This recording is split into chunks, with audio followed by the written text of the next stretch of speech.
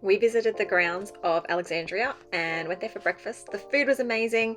The art installation is really cool, but oh my goodness, there are so many people. So if you do visit, be prepared for the crowds. It was really hard to get video because of all the people, but here was what we saw.